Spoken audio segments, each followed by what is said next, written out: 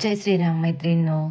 तर माझ्या सासूबाईंचा आहे ना 20 एप्रिलला वर्ष श्राद्ध झाले, तर त्याचा मी व्हिडिओ थोडा लेटच आला, कारण कामाच्या दगदगीमुळे मला व्हिडिओ टाकायला उशीर झाला. तर प्लीज तुम्ही बघा आणि मला सांगा की कशाप्रकारे कार्यक्रम झाला ते. आमच्या सासूबाईंच्या वर्षश्राद्धाच्या कार्यक्रमासाठी ना आम्ही हॉल घेतला होता, कारण आमचे नातेवाईक पण भरपूर आहे ना, त्यामुळे मग आम्हाला मोठा हॉलच घ्यावा लागला. आणि मग आम्ही त्यांच्या वर्षश्राद्धासाठी ना कांचनताई जगताप यांना आम्ही कीर्तनासाठी बोलावलं होतं. माझा जो भाऊ आहे त्यांनीच सगळं अरेंज करून दिलं होतं हे. आणि मग आम्ही पूजा काय केली, आम्ही घरीच करून घेतली. सकाळी 9पर्यंत पूजा केली आणि नंतर आम्ही सगळे हॉलवर गेलो. आणि मग कीर्तन साधारण 10:30ला सुरू झालं. 10:30 ते 12:30पर्यंत कीर्तन चाललं. त्याच्यानंतर मग जेवणाचा प्रोग्राम झाला. असं 3 वाजेपर्यंत कार्यक्रम होता. 3-3:30 वाजले होते आम्हाला. 3:30.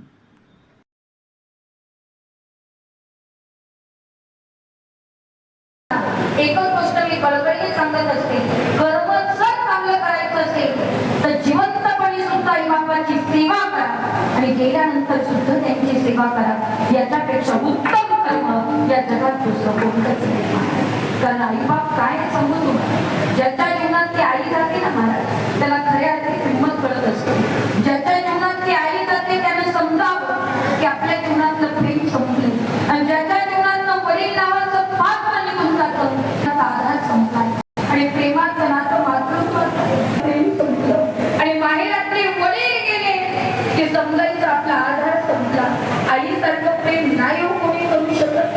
काही लोक म्हणतात ताई सगळी महाराज मंडळी आई बापावर बोलायला लागली, बाकीचे का बोलतात काय मला खरंच माहित नाही, पण मी का बोलते त्याचं कारण तुम्हाला सांगता येईल का?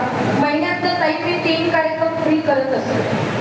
इव्हन टीचरचे सुद्धा पैसे घेत नाही. एक कार्यक्रम माझा असतो वृद्धाश्रम करता, दुसरा कार्यक्रम अनाथ आश्रम करता, आणि तिसरा कार्यक्रम गावामध्ये एकदमच मात्र परिस्थिती नाजूक आहे, काहीच करू शकत नाही, त्यांच्यासाठी मी कार्यक्रम करत असते. अट एवढीच आहे की त्या घरात 2 तरी माळकरी झाले, पण मी त्या वृद्धाश्रमात प्रवचनाला जात असते, कीर्तनाला जात असते, आणि त्या वृद्धांची परिस्थिती पाहून मी माझ्या मनाशी गोंगाट घातली, प्रेम करते.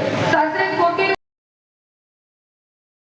कांचनताईने खूप छान कीर्तन करतात. त्यांचं कीर्तन हे चालू परिस्थितीवर त्यांचं कीर्तन असतं, त्याच्यामध्ये खूप छान कीर्तन करतात.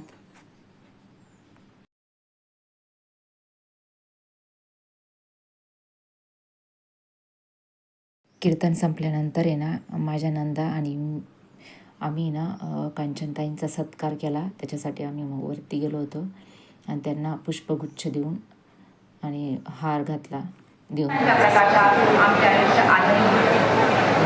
साठी जे छोटे मुलं इतकं सुंदर करत होते ना, ते इतके छान नाचत होते आणि टाळ वाजत होते, त्याच्यामुळे खूप छान वाटत होतं ते.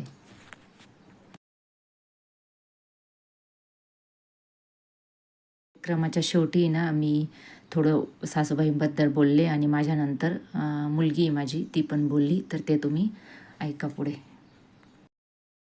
शब्दात मावत नाही, तिचा त्याग बोलता येत नाही.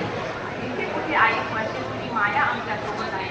तुझ्या संस्कारांच्या प्रकाशात आमचे आयुष्य आजही उजळत आहे. तुझ्या संस्कारांच्या प्रकाशात आमचे आयुष्य आजही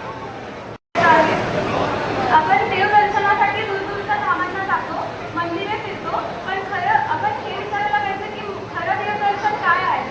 तर आपल्या घरातल्या आईवडील हेच खरे यांच्यामध्ये देव वास करतो. त्यांची सेवा करणं, त्यांचा सन्मान करणं आणि त्यांची काळजी करणं हेच देवपूजा आहे. देव शोधण्यासाठी घराच्या बाहेर फिरण्यापेक्षा घरातल्या आईवडिलांची सेवा करणं हेच खरं धामदर्शन आहे. तर आज या प्रसंगी आपण एक संकल्प करूया, आपल्या आईवडिलांची सेवा करून त्यांचे सन्मान करून त्यांची काळजी घेऊया आणि आपल्या आजीने दिलेले संस्कार पुढे नेऊया. तर ही खरी श्रद्धांजली ठरेल. धन्यवाद. चला तर भेटू आपण पुढच्या नवीन ब्लॉगमध्ये. माझ्या व्हिडिओला लाईक आणि सबस्क्राईब जरूर करा. Okay, bye.